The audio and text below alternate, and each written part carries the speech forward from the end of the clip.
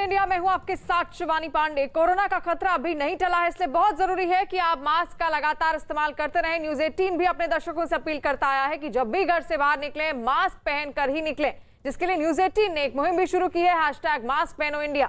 तो जब तक आप किसी सुरक्षित स्थान पर ना पहुंचे तब तक मास्क का इस्तेमाल हमेशा करते रहें। वहीं दिल्ली के जंतर मंतर पर भड़काऊ भाषण मामले में पुलिस ने अश्विनी उपाध्याय समेत 6 लोगों को गिरफ्तार किया है, जिसके विरोध में कनॉट प्लेस थाने के बाहर अश्विनी उपाध्याय के समर्थकों ने जमकर हंगामा किया। थाने के बाहर प्रदर्शन करने वालों में कुछ महिलाएं भी शामिल थी, जिन्होंने वहां तैनात पुलिस वालों के साथ धक्का मुक्की भी की। एक महिला तो विरोध जताने और आरोपियों को फौरन छोड़ने की मांग करते हुए जमीन पर ही लेट गई, जिसे वहां से हटाने में पुलिस के पसीने छूट गए। इस दौरान वहां मौजूद पुलिस वालों ने हंगामा कर रहे लोगों को समझाने की हर मुमकिन कोशिश की, लेकिन वो लोग नहीं माने। हंगामा कर रहे कई लोग तो पुलिस के साथ हाथापाई पर उतर आए और थाने के बाहर हंगामा करने के आरोप में पुलिस ने कुछ लोगों को हिरासत में भी लिया है। 8 अगस्त को जंतर मंतर पर हुए एक प्रदर्शन के दौरान कुछ लोगों ने भड़काऊ भाषण और आपत्तिजनक नारे लगाए थे, जिसका वीडियो वायरल होने के बाद पुलिस ने इन लोगों को गिरफ्तार किया। जिन लोगों को गिरफ्तार किया गया है उनमें प्रदर्शन के आयोजक अश्विनी उपाध्याय, दीपक सिंह, विनीत वाजपेयी, दीपक कुमार, विनोद शर्मा और प्रीत सिंह शामिल हैं। दिल्ली के जंतर मंतर पर 8 अगस्त को भड़काऊ भाषण मामले में पुलिस ने अब अश्विनी उपाध्याय समेत 6 लोगों को गिरफ्तार किया है और जिसके विरोध में कनॉट प्लेस थाने के बाहर अश्विनी उपाध्याय के समर्थकों ने जमकर हंगामा किया। तस्वीरें भी आप देख रहे हैं और वहां पर भारी पुलिस बल भी तैनात किया गया था, क्योंकि महिलाएं, खासतौर पर किस तरह से महिलाएं वहां पर प्रदर्शन में शामिल थी आप देख सकते हैं। जो आरोपी गिरफ्तार किए गए हैं उनको बाहर करने की वो मांग करती हुई वहां जमीन पर ही लेट गई, जिनको हटाना पुलिस के लिए भी दुश्वार हो गया। तस्वीरें आप देखिए, ये लगातार वहां पर पुलिस फोर्स भी तैनात किया गया था और जो प्रदर्शनकारी है उनको समझाने की कोशिश की जा रही थी, उनको वहां से हटाने की कोशिश की जा रही थी। दिल्ली के जंतर मंतर पर भड़काऊ भाषण मामले में पुलिस ने अश्विनी उपाध्याय समेत 6 लोगों को गिरफ्तार किया है, जिसके विरोध में कनॉट प्लेस थाने के बाहर अश्विनी उपाध्याय के समर्थकों ने किस तरह हंगामा किया, तस्वीरें देखिए।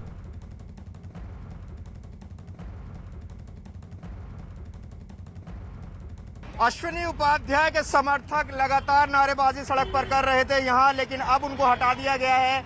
अब देखिए इस सड़क को खुलवाया जा रहा है। आपको बता दें कि हनुमान मंदिर कनॉट प्लेस के सामने वाली ये सड़क है। कनॉट प्लेस थाने के सामने लगातार अश्विनी उपाध्याय समेत 6 लोगों को जो गिरफ्तार किया, उनके समर्थक नारेबाजी कर रहे हैं, पुलिस हिरासत में लेने की कोशिश कर रही है। देखिए महिला पुलिसकर्मी जो है वो हिरासत में इनको ले रही है। देखिए ये यहाँ सब लोगों को हिरासत में लिया जा रहा है। यहाँ देखिए कई समर्थक हैं जो अश्विनी उपाध्याय और बाकी लोगों के समर्थन में नारेबाजी कर रहे हैं। अश्विनी भैया मत घबराना, दीपक हिंदू मत घबराना, नारेबाजी लगाई थी। मुझे मेरे भाई से मिला दो, दीपक सिंह से और आजाद विनोद से। मुझे मेरे भाई से नारेबाजी का मेरी गर्दन फंस रही है दुपट्टा में, देखो पुलिस वाली गर्दन। ये इस तरह से इनको हिरासत में लिया जा रहा है। अभी जो जिन पर भड़काऊ नारेबाजी का आरोप है उनको कनॉट प्लेस थाने में बताया जा रहा है, अभी रखा गया है और उन्हीं के समर्थन में यहाँ पर सड़क पर नारेबाजी हो रही थी। अब पुलिस ने यहाँ इन लोगों को हिरासत में लिया है। एफआईआर दर्ज किया था 8 तारीख को, उसमें एक पर्टिकुलर संप्रदाय है उसके खिलाफ कुछ टिप्पणियां कुछ लोगों ने की थी। इस तरह का एक वीडियो सामने आया था। वीडियो को भी हमने एग्जामिन किया और बाकी जो फर्दर इन्वेस्टिगेशन वगैरह जो हमने किया, उसके बाद 6 लोगों का इस केस में हमने अरेस्ट डाला है और इसके बाद इनको कोर्ट में पेश किया। जी अभी और डिटेल्स मैं इस वक्त शेयर नहीं कर पाऊंगा, केस अंडर इन्वेस्टिगेशन। सेक्शन नाम तो बता सकते हैं सर? क्या सॉरी, नाम बता देंगे? जी 6 लोगों के नाम मैंने वैसे तमाम मीडिया के साथ शेयर किए हैं। इसमें एक मिस्टर अश्विनी उपाध्याय हैं, एक विनीत वाजपेयी हैं एंड इसके अलावा दीपक हैं, 2 लोग दीपक नाम से हैं और एक प्रीत सिंह हैं और एक शर्मा, विनोद शर्मा है। अश्विनी उपाध्याय का क्या रोल है इसमें? जी इन लोगों ने अप्लाई किया था परमिशन के लिए, कार्यक्रम ये ऑर्गेनाइज किया था। जी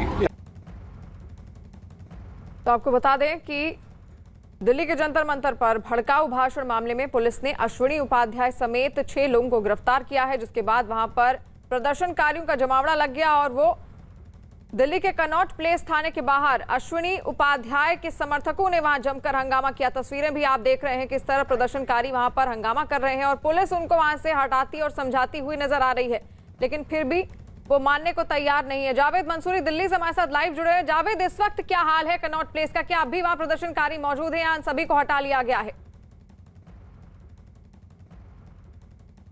देखिए, थोड़ी देर पहले का मामला है जब अश्विनी उपाध्याय समेत जो 6 लोग गिरफ्तार किए गए थे, उनके समर्थन में लोग नारेबाजी कर रहे थे और नारेबाजी इस कदर की कि सड़क पर बैठ गए और वहीं पर बैठकर नारेबाजी की, जिससे जाम की स्थिति बन गई। करीब 10 से 15 मिनट वो बैठे रहे, लेकिन पुलिस और अर्धसैनिक बल वहां पहले से मौजूद थे, लिहाजा उन्हें हटाया गया और फिर हिरासत में ले लिया गया। अगर मौजूदा वक्त की बात करें तो अब फिलहाल थाने के बाहर स्थिति बिल्कुल शांत है। जो सभी समर्थक थे उन्हें फिलहाल हिरासत में ले लिया गया है, लेकिन जंतर मंतर पर भड़काऊ भाषण मामले में जो 6 लोग गिरफ्तार किए गए हैं उन्हें कनॉट प्लेस थाने में ही रखा गया है। बताया जा रहा है कि उन्हें कोर्ट में पेश किया जाएगा और उसके बाद आगे की कार्रवाई होगी। तो फिलहाल किसी तरह का कोई प्रोटेस्ट कनॉट प्लेस थाने के बाहर नहीं चल रहा है। जी बिल्कुल जावेद, और पुलिस कार्रवाई की अगर बात की जाए तो वो किस तरह अब आगे बढ़ रही है? देखिए, 6 लोगों को पहले करीब 3 बजे रात को हिरासत में लिया गया था। जो वायरल वीडियो थी उसकी जांच की गई और फिर उसके आधार पर गिरफ्तारी की गई है। इन 6 लोगों की लगातार पूछताछ की गई। जो अश्विनी उपाध्याय हैं, बताया जा रहा है कि वो उस कार्यक्रम के संयोजक थे जिसमें भड़काऊ नारेबाजी और भाषण दिए गए और जिसके बाद ये पाया गया कि अश्विनी उपाध्याय लिहाजा उसके संयोजक थे, तो उनकी गिरफ्तारी हुई है। बाकी कुछ और संगठन भी उसमें शामिल थे, उनके जो नेता हैं उनकी गिरफ्तारी हुई है। फिलहाल 6 लोग इस पूरे मामले में गिरफ्तार हैं और पुलिस का साफ तौर पर कहना है कि किसी को भी इस तरह की भाषणबाजी की इजाजत नहीं दी जा सकती, लिहाजा पुलिस ने एक्शन लेते हुए इन लोगों को गिरफ्तार किया है और कोर्ट में पेश किए जाने की तैयारी है। जी बिल्कुल जावेद, आप बने रहिए हमारे साथ। अपनी गिरफ्तारी से पहले प्रदर्शन के आयोजक अश्विनी उपाध्याय ने वीडियो में दिख रहे लोगों से किसी तरह के संबंध होने से साफ इनकार किया और पुलिस से आपत्तिजनक नारे लगाने वालों के खिलाफ कड़ी कार्रवाई की मांग की थी।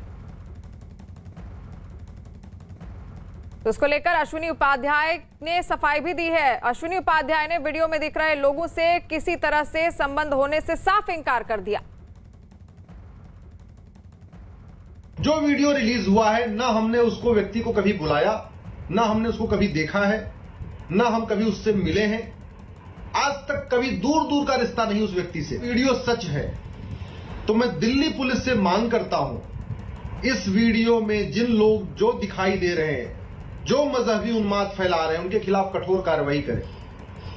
और यदि ये वीडियो फेल है, हमारे आंदोलन को बदनाम करने के लिए वायरल किया गया है, तो जिन लोगों ने ये वीडियो बनाया है, जिन लोगों ने इसको वायरल किया है, उनके खिलाफ कठोर कार्रवाई हो। तो जावेद हमारे साथ लगातार लाइव जुड़े हैं। जावेद, अब अश्विनी उपाध्याय की भी सफाई सामने आई है। उन्होंने कहा है कि उनका इस वीडियो से कोई लेना देना नहीं है, इन लोगों को वो नहीं जानते, लेकिन जिम्मेदारी आखिर यहाँ किसकी बनती है? अगर उस कार्यक्रम में वो शामिल थे तो कहीं ना कहीं उनकी जिम्मेदारी भी तो बनती है।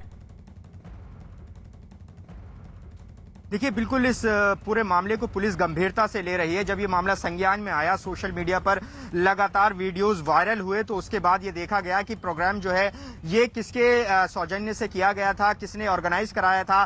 तो जो संयोजक थे, बताया जा रहा है अश्विनी उपाध्याय वो संयोजक इस पूरे प्रोग्राम के थे जिसमें नारेबाजी लगाई गई है। हालांकि वो सफाई दे रहे हैं कि उनकी तरफ से कोई नारेबाजी नहीं लगाई गई, वो कार्रवाई की भी मांग कर रहे हैं, लेकिन चूंकि वो संयोजक थे लिहाजा उनकी जवाबदेही तय करते हुए उनकी गिरफ्तारी इस पूरे मामले में की गई है। न सिर्फ अश्विनी उपाध्याय गिरफ्तार किए गए हैं बल्कि 5 और लोग गिरफ्तार किए गए हैं। अब जब गिरफ्तारी हुई है तो जब ये मामला कोर्ट में जाएगा, कोर्ट में पेश किया जाएगा, वहां क्या दलील अश्विनी उपाध्याय और उनके वकीलों की तरफ से दी जाती है वो आगे देखना होगा। लेकिन जो गिरफ्तारी फिलहाल हुई है वो इस आधार पर हुई है कि वो उस प्रोग्राम के संयोजक थे, लिहाजा वो इस जो वायरल वीडियो में नारेबाजी हो रही है उससे बच नहीं सकते और पुलिस ने उनको गिरफ्तार किया है। फिलहाल ये सभी जो 6 आरोपी हैं कनॉट प्लेस थाने में इनको रखा गया है। गिरफ्तारी आज दिखाई गई है, लेकिन बीती रात 3 बजे से इनसे पूछताछ हो रही थी, लगातार गहन पूछताछ की गई और उसके बाद गिरफ्तार किया गया और अब उन्हें कोर्ट में पेश किया जाएगा, जिसके बाद आगे की कार्रवाई की जाएगी। जी जावेद,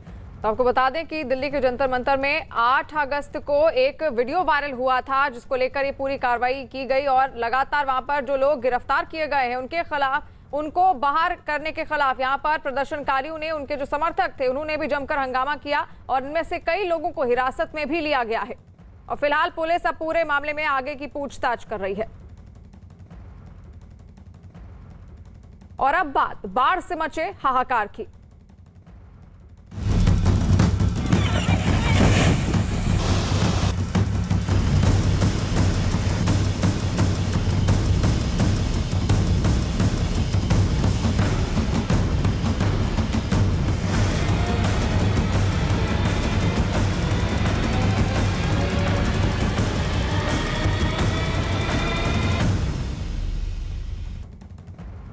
और शुरुआत मॉनसून के आफत काल से। देश के कई राज्यों में आसमान से आफत बरस रही है। पहाड़ से मैदान तक हो रही भारी बारिश से हाहाकार मचा है। राजस्थान और मध्य प्रदेश के कई जिलों के हालात बिगड़ते चले जा रहे हैं। बिहार के कई जिलों में भी लगातार हो रही भारी बारिश से मुश्किलें बढ़ती जा रही हैं। देश के अलग अलग हिस्सों की 5 तस्वीरें आपके सामने हैं। बिहार के पटना में भारी बारिश की वजह से बाढ़ के हालात बन गए। मध्य प्रदेश के ग्वालियर में एक बाइक पानी की तेज धार में बह गई। बिहार के मुंगेर में बारिश एक बार फिर कहर बनकर टूटी है। वहीं उत्तराखंड के ऋषिकेश में लोग जिंदगी बचाने के लिए तेज धार से जंग करने को मजबूर है। वहीं मध्य प्रदेश के रायसेन में अचानक आए तेज सैलाब में एक ट्रैक्टर ट्रॉली बह गई। और ये 5 तस्वीरें देखिए किस तरह देश भर से इस तरह चुनौती भरे हालात बन गए हैं। जो वहां पर लोग रह रहे हैं उनके लिए परेशानियां बढ़ गई हैं, क्योंकि घर के भीतर तक पानी आ गया है, रहने के लिए जगह नहीं है। नदियां उफान पर है, लगातार नदियों का, नालों का जलस्तर बढ़ते जा रहा है और प्रशासन भी मुस्तैद है। लोगों को सुरक्षित स्थानों पर पहुंचाने की कोशिश उनकी ओर से जारी है।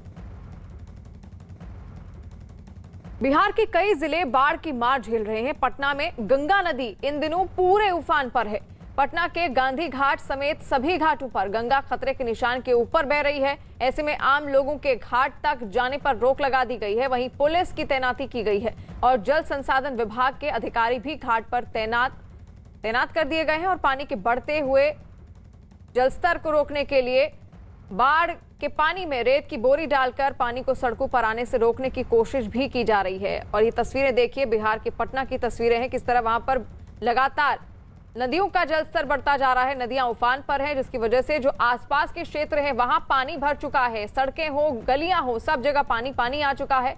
और प्रशासन की ओर से किस तरह रेत के बोरे वहां पर लगाए गए हैं पानी रोकने के लिए, वो भी आप देख सकते हैं। पटना में गंगा उफान पर है और यहाँ के ज़्यादातर घाटों पर पानी आ गया है। ऐसे में घाट पर आम लोगों के जाने पर रोक लगा दी गई है। और यह तस्वीर पटना के गांधी घाट का है। साफ तौर पर आप देख सकते हैं किस तरह से यहाँ पर घाटों तक पानी पहुँच गया है। और जो चबूतरा बनाया गया था, जहाँ लोग आम तौर पर यहाँ पर शाम में बैठते थे और गंगा का नज़ारा लेते थे, वो पूरी तरीके से डूब चुका है।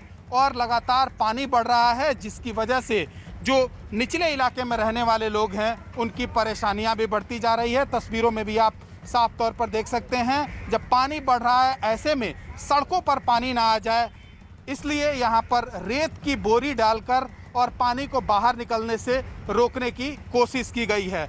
आज जो जानकारी मिली है उसके मुताबिक गंगा खतरे के निशान से 74 सेंटीमीटर ऊपर बह रही हैं और लगातार पानी बढ़ रहा है। ऐसे में जो घाट है वहाँ पर किनारे पर पहुँचने वाले लोग हैं, उनको पुलिस जाने से लोगों को रोक रही है। और जल संसाधन विभाग की टीम की तैनाती भी है यहाँ पर। अभी तक पानी का लेवल क्या है और लगातार जिस तरह से पानी बढ़ रहा है, किस तरह का खतरा है?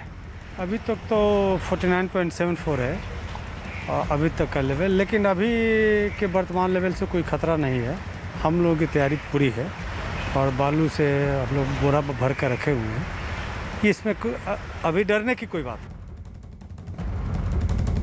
और इस वक्त की बड़ी खबर, अफगानिस्तान में तालिबान की बढ़ती दहशत के बीच वहां रह रहे भारतीयों के लिए केंद्र सरकार ने एडवाइजरी जारी की है। सरकार ने सभी भारतीयों से जल्द स्वदेश लौटने को कहा है।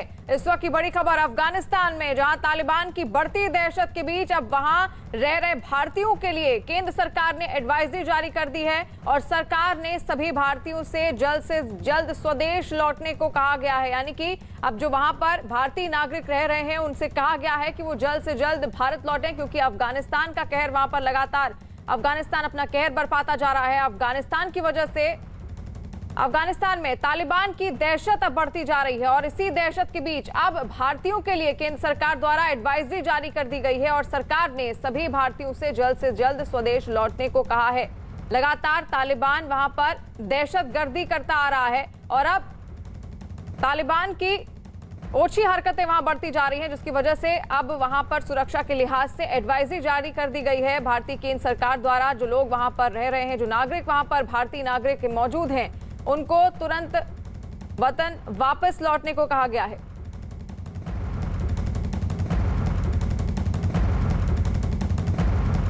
और हमारे सहयोगी शैलेंद्र बाहू हमारे साथ जुड़ चुके हैं। शैलेंद्र, जो एडवाइजरी जारी की गई है उसमें क्या कुछ कहा गया है और अफगानिस्तान की अगर बात की जाए, किस तरह के हालात अब पैदा हो गए हैं?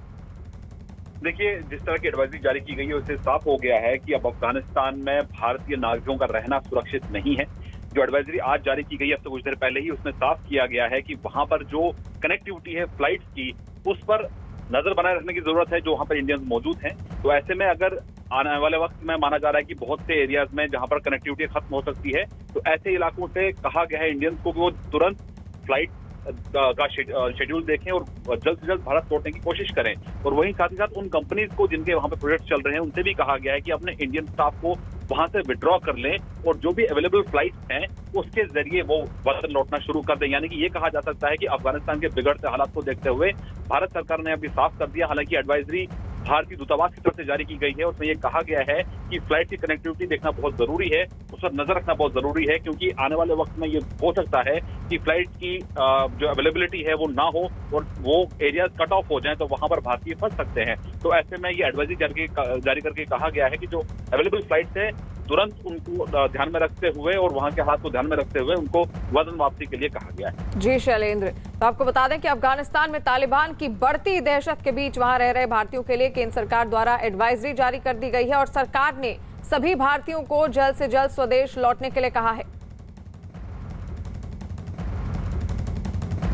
और अब आपको पटना जिले के ही मनेर की तस्वीरें दिखाते हैं, जहां पर बाढ़ के बुरे हालात हैं। वहीं मनेर में जल तांडव से लोग बेहद परेशान हैं। लोगों के घरों से लेकर आंगन तक पानी भर गया है। लगातार बारिश और गंगा नदी के उफान के बाद सड़क पर समंदर आ गया और सड़कों पर नाव चलने की नौबत आ गई। मवेशी का चारा लेकर लोग घुटनों तक पानी में चलने को मजबूर हैं। एक जगह से दूसरे जगह जाना मतलब अपनी जिंदगी को खतरे में डालना है।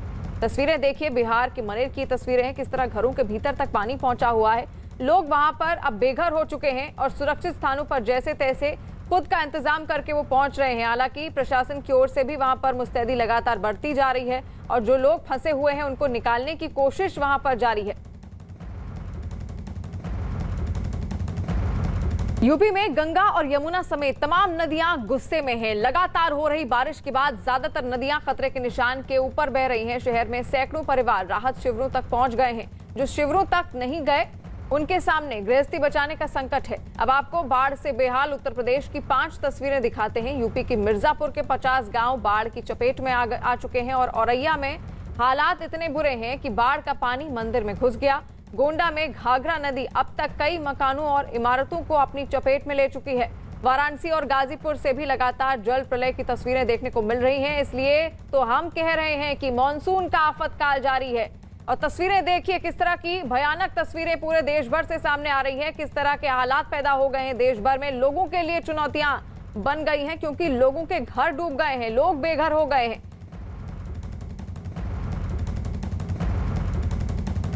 वहीं यूपी के मुख्यमंत्री योगी आदित्यनाथ ने हमीरपुर में बाढ़ प्रभावित इलाकों का दौरा किया। हवाई सर्वेक्षण के बाद योगी ने कहा कि बाढ़ प्रभावित लोगों की मदद के लिए सरकार हर संभव कोशिश कर रही है। जिस तरह लगातार उत्तर प्रदेश में भी बाढ़ जैसे हालात पैदा हो गए हैं, वहां पर सीएम योगी आदित्यनाथ ने भी हमीरपुर का जायजा लिया, क्योंकि हमीरपुर ऐसा इलाका है जो सबसे ज्यादा प्रभावित है बाढ़ से। और देखिए किस तरह घरों के भीतर वहां पर बाढ़ का पानी घुस आया है, लोगों को काफी दिक्कतों का सामना करना पड़ रहा है और हवाई सर्वेक्षण के जरिए एक बार जायजा लिया उत्तर प्रदेश के मुख्यमंत्री योगी आदित्यनाथ ने हमीरपुर का, क्योंकि पूरा का पूरा इलाका पानी पानी हो चुका है, घर मकान सब कुछ पानी में डूबे हुए हैं। लोगों को काफी परेशानियों का सामना करना पड़ रहा है क्योंकि लगातार हो रही बारिश की वजह से नदियों का जलस्तर बढ़ता जा रहा है, जिसकी वजह से चुनौतियां और बढ़ती जा रही हैं और अगर बारिश का यह सिलसिला नहीं थमा तो आगे आने वाले भविष्य के लिए भी चुनौती और बढ़ेगी। उत्तर प्रदेश के मुख्यमंत्री योगी आदित्यनाथ ने हमीरपुर में बाढ़ प्रभावित इलाकों का दौरा किया। हवाई सर्वेक्षण के बाद योगी ने कहा कि बाढ़ प्रभावित लोगों की मदद के लिए सरकार हर संभव कोशिश करेगी।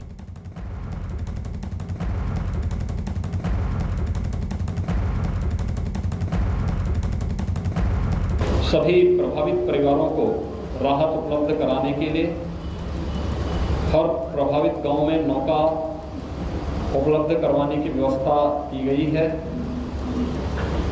मेडिसिन, इमरजेंसी मेडिसिन की व्यवस्था भी हर एक जगह स्वास्थ्य विभाग के द्वारा उपलब्ध कराया जा रहा है।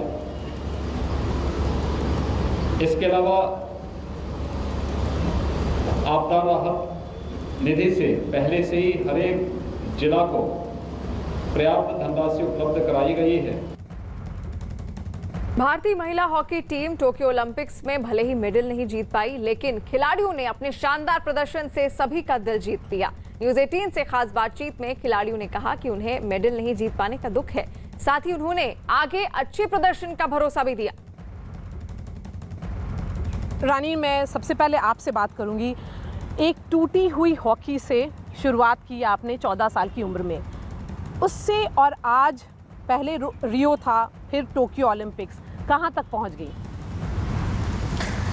यस, मैंने 7 इयर्स की एज में कुरुक्षेत्र डिस्ट्रिक्ट शाहबाद में खेलना शुरू किया था। Very small town, but hockey की एक नर्सरी है जहाँ से बहुत सारे इंटरनेशनल प्लेयर्स इंडिया को रिप्रेजेंट कर चुके हैं एंड वो हमारे लिए काफ़ी इंस्पिरेशन थे, जिनको देख के हमने हॉकी शुरू की थी कि शायद हम भी एक दिन इनके जैसा बनेंगे या इंडिया के लिए खेलेंगे। एंड सबको पता है कि मेरी एक बैकग्राउंड बहुत अच्छी नहीं थी, मैं एक बहुत ही पुअर बैकग्राउंड से आई हूँ एंड बहुत ही एक हम्बल बैकग्राउंड से आई हूँ। तो मेरे फादर मदर अफोर्ड नहीं कर पाते थे कि मैं कि मैं हॉकी खेल सकूं। उनको यही था कि कहाँ से स्टिक दिलवाएंगे, कहाँ से शूज़ दिलवाएंगे, बिकॉज़ जिस फैमिली में ऐसा हो कि आपको 2 टाइम का खाना बहुत मुश्किल से प्रोवाइड करा पाएँ पेरेंट्स, तो वहाँ पे हॉकी खेलना तो बहुत ही मुमकिन था।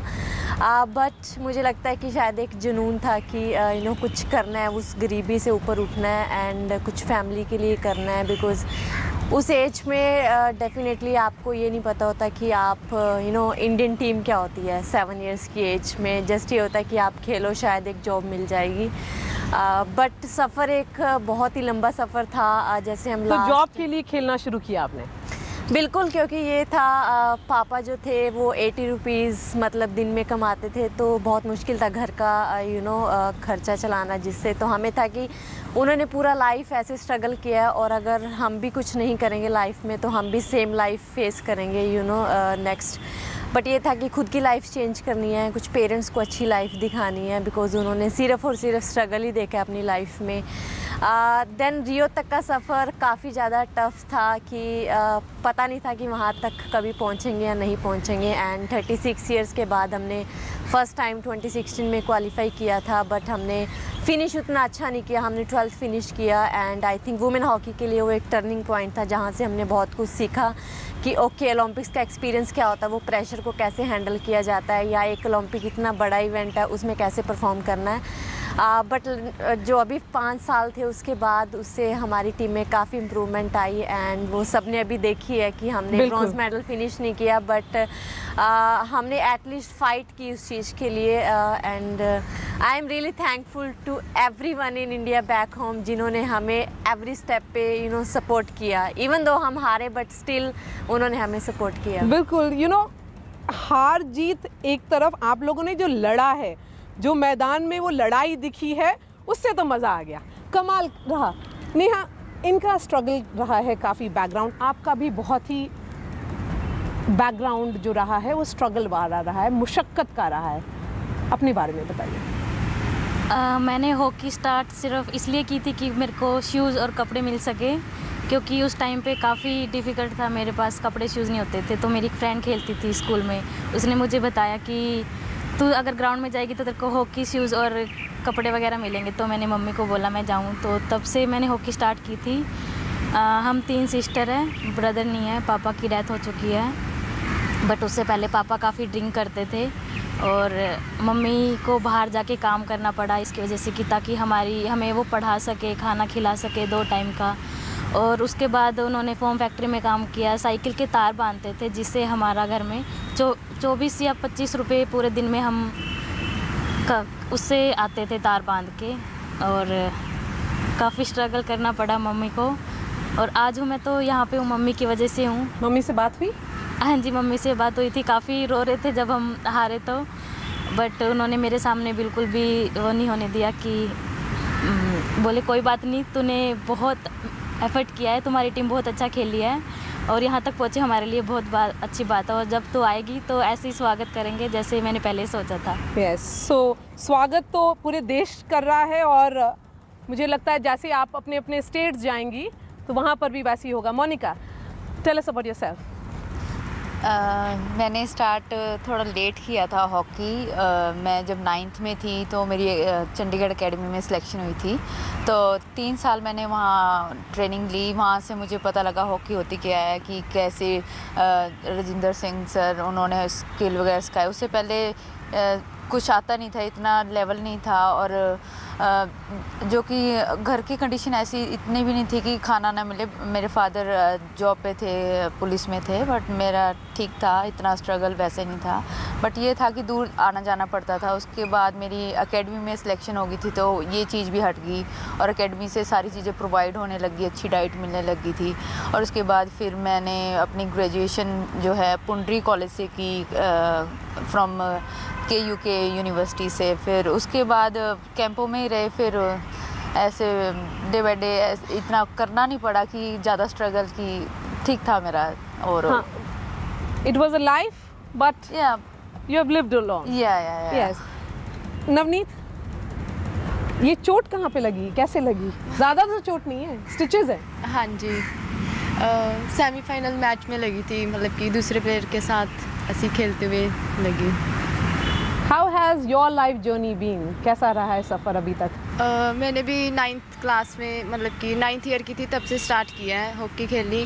और मेरे फादर ने मुझे काफ़ी सपोर्ट किया, क्योंकि वो चाहते थे कि मैं स्पोर्ट्स में ज्वाइन करूं। उनको काफ़ी क्रेज़ था स्पोर्ट्स का, मोस्टली क्रिकेट का, बट हमारे शाहबाद में हॉकी काफ़ी फेमस थी। तो 2 लोग शाहबाद से, हरियाणा की मिट्टी में कुछ तो है। हाँ जी। तो उसके बाद फिर मैंने स्टार्ट किया, क्योंकि फ़ादर चाहते थे कि, और जब स्टार्ट किया था तब तो कुछ नहीं पता था हॉकी के बारे में। तो धीरे धीरे उसके बाद नेशनल वगैरह खेले और कैंप्स में गए, जूनियर में खेली मैं काफ़ी साल।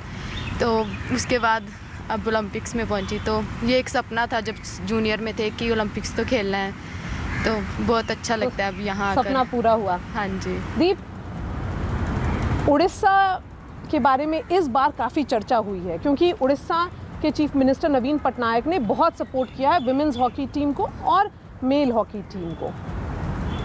उड़ीसा का नाम ऑल ऑफ अ सडन इतना ज़्यादा क्यों भूला जा रहा है आपकी वजह से?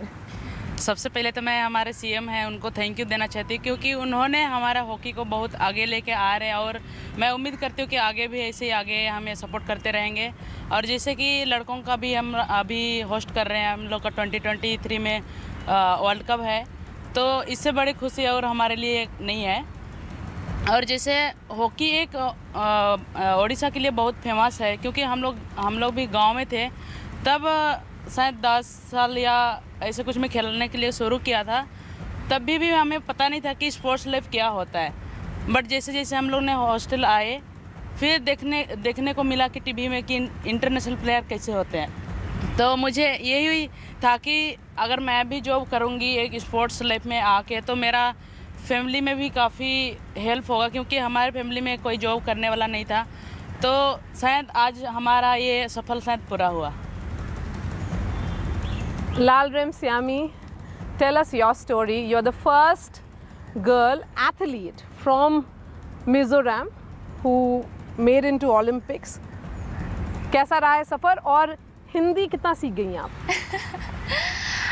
हाँ जी, मुझे बहुत अच्छा लगा ओलंपिक टीम में मैं आई थी तो। और जब मैंने हॉकी शुरू किया तब मेरा 11 इयर्स ओल्ड है। हॉकी मिज़ोरम में लोग हॉकी नहीं खेलते और बहुत कम लोग पहचानती है हॉकी भी। फिर मैंने स्कूल लेवल से ही स्टार्ट किया। मिज़ोरम में एक हॉकी ग्राउंड है, थेंजोल साई हॉकी ट्रेनिंग सेंटर। वहाँ पे मिस लरम पारी ने हॉकी खेलने के हमारे को बुलाया खेलने के लिए, तो मैंने वहाँ से स्टार्ट किया है। 2016 में नेशनल हॉकी एकेडमी ज्वाइन किया मैंने।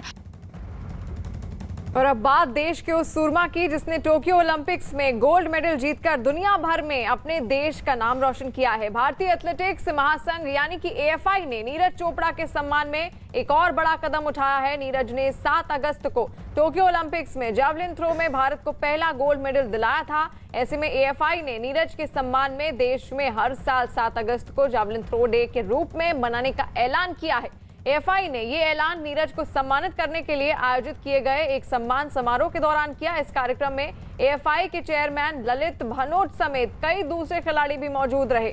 वहीं ललित भनोट ने नीरज को लेकर आयोजित किए गए सम्मान समारोह में कहा कि फेडरेशन ने देश में जेवलिन थ्रो को बढ़ावा देने के इरादे से हर साल 7 अगस्त को टूर्नामेंट कराने का फैसला किया है, क्योंकि नीरज ने इसी दिन देश को एथलेटिक्स में पहला गोल्ड मेडल दिलाया है।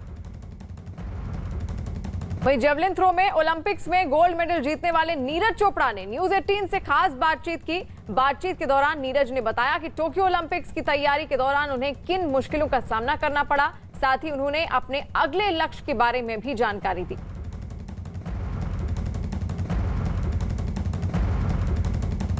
टोक्यो ओलंपिक में पोडियम पर जब नीरज चोपड़ा को गोल्ड मेडल पहनाया जा रहा था और उसके बाद राष्ट्रगान गूंज रहा था, यकीन मानिए न सिर्फ एक खिलाड़ी के लिए बल्कि पूरे देश के लिए वो गौरव का लम्हा था।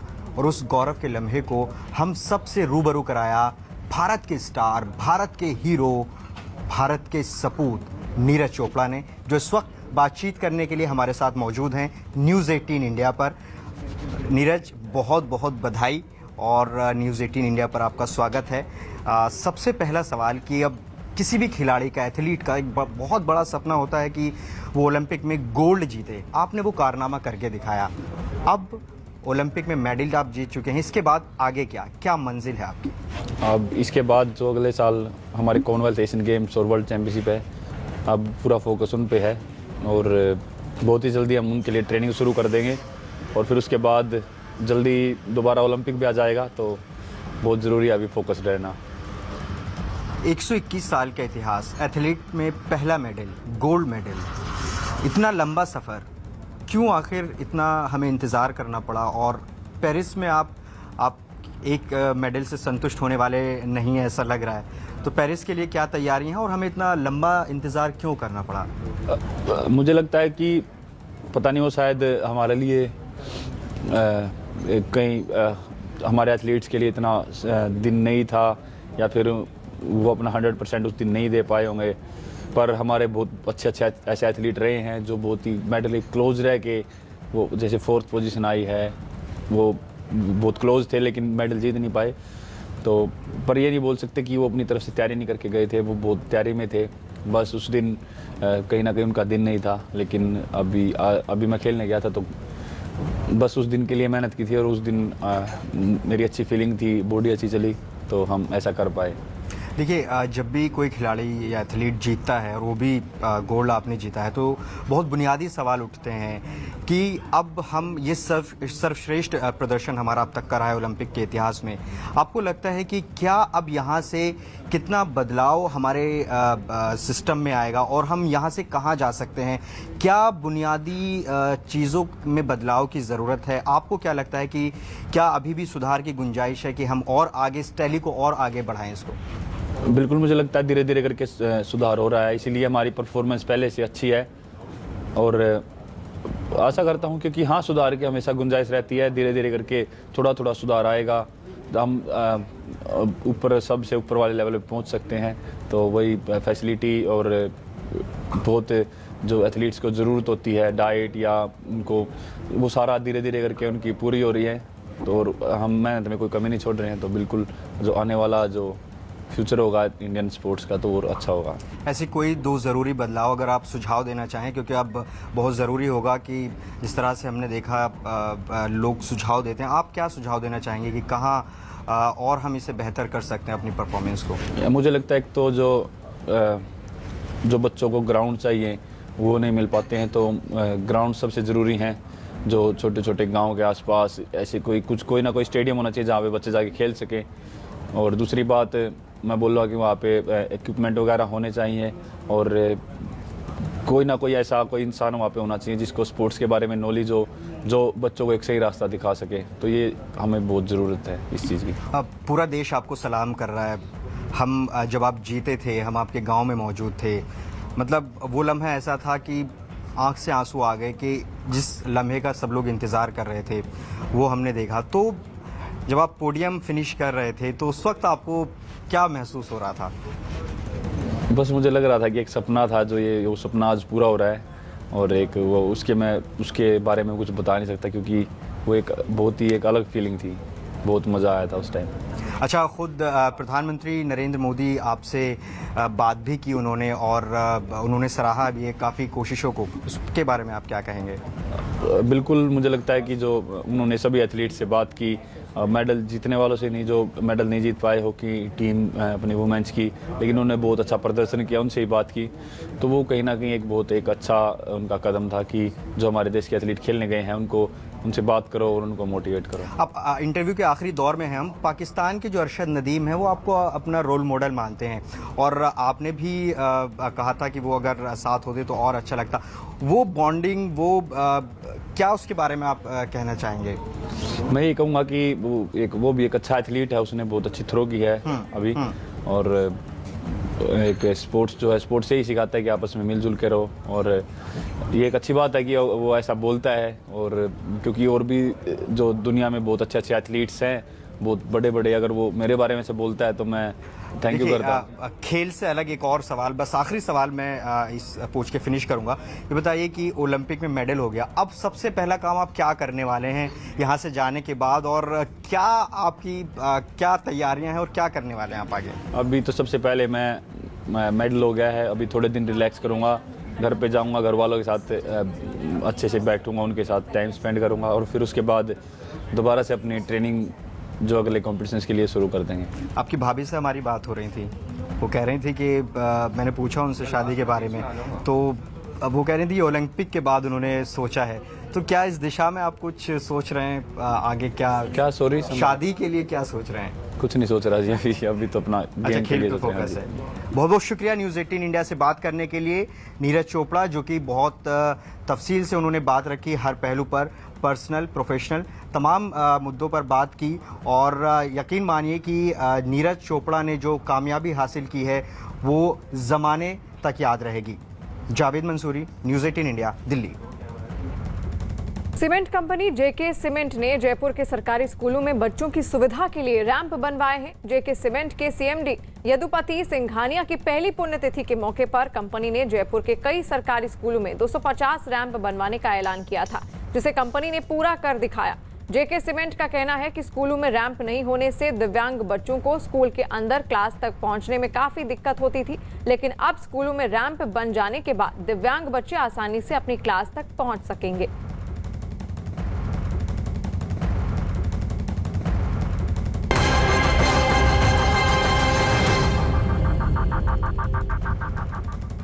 जम्मू और कश्मीर का शेड्यूल है वो जल्दी से जल्दी आपको वापस मिले और जो लोकतांत्रिक प्रोसेस है वो फिर से चालू है। नीरव मोदी की तरफ से भारत भेजने के खिलाफ वहां अदालत में अपील की जा सकती है। विराट कोहली ने इंग्लैंड के खिलाफ पहला टेस्ट खत्म होने के बाद अब दूसरे मुकाबले की तैयारी शुरू कर दी। उन्होंने सोशल मीडिया पर एक वीडियो शेयर किया जिसमें वो जिम में कसरत करते नजर आए और लिखा कि काम नहीं रुकता। पटना में आरजेडी दफ्तर के बाहर लगे पोस्टर से तेज प्रताप यादव की तस्वीर हटा दी गई। एक दिन पहले इसी दफ्तर में आरजेडी की छात्र इकाई का कार्यक्रम था, जिसमें लगे पोस्टर में तेज प्रताप की बड़ी तस्वीर थी, लेकिन तेजस्वी गायब थे। दूसरे दिन आरजेडी दफ्तर के बाहर नया पोस्टर लगाया गया जिसमें तेजस्वी यादव की बड़ी